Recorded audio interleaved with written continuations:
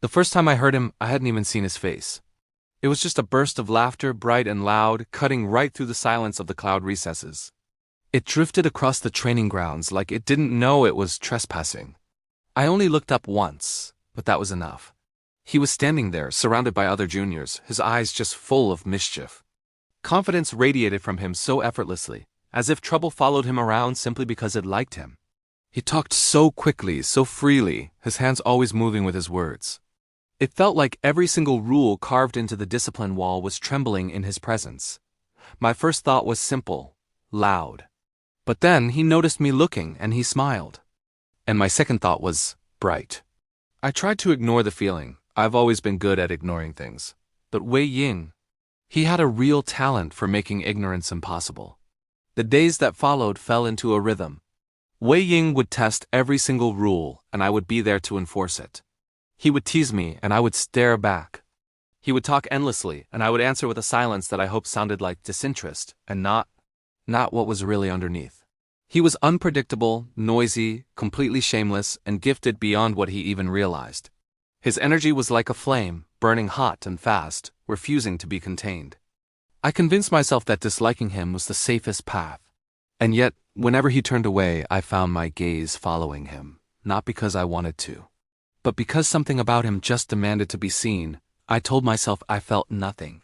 But he always managed to provoke something in me: annoyance, frustration, curiosity, and sometimes very quietly, admiration. My entire life had been about mastering boundaries. Wei Ying's life seemed to be about stepping right over them. And every time he crossed another line, my pulse would break its discipline, just for a moment. During the night hunts, I saw him differently. He wasn't just a loud rule breaker or a nuisance anymore. He was a force of nature. In battle, Wei Ying was a storm fearless, decisive, intuitively brilliant. His movements were as sharp as lightning, his energy crackling with this wild, untamed precision. Where others hesitated, he acted. Where others were cautious, he was already 3 steps ahead. I remember watching him once from the edge of a dark forest. His silhouette was framed by flickering talismans as he sealed a restless spirit, a grin on his face, his hair whipping around him like black fire. I felt something shift inside my chest. A tremor that I didn't dare let reach my face. He started calling me Lanzem and would laugh so delighted, as if speaking my name was some special privilege he'd granted himself. I never said anything, but my pulse answered loudly enough for both of us. Then the war came. Blood, fire, smoke. Clans falling, names fading into ash, but Wei Ying never dimmed. Even when he fought with a torn sleeve, even when his hands shook from exhaustion, he still smiled as if he was mocking death itself. His spirit was reckless, but it kept others alive. Again and again.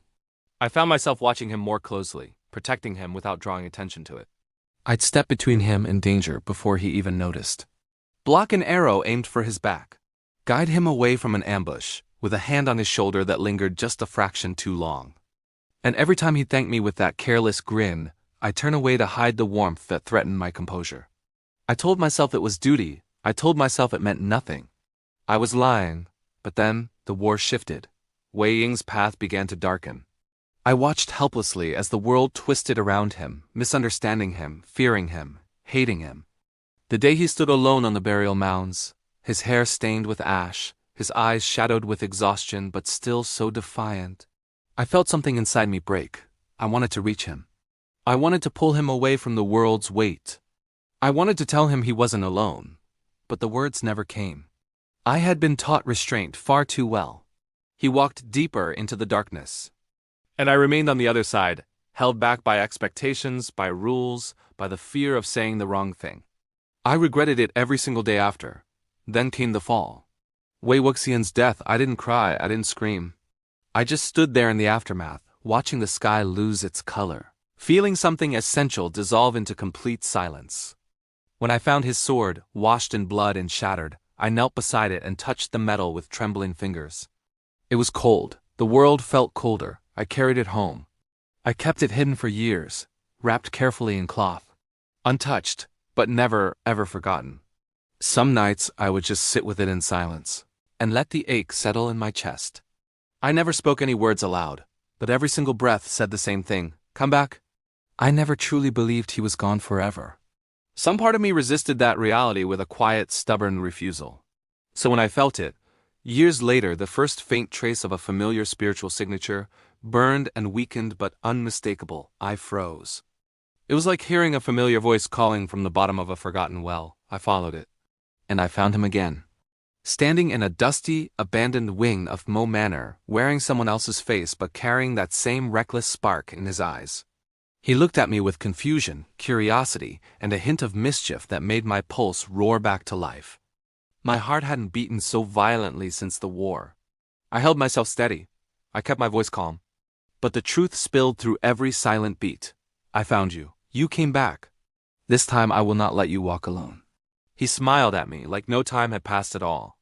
And for the first time in so many years, I felt something warm finally reach the surface of that cold place I had kept hidden for so long. Relief. Quiet, overwhelming relief.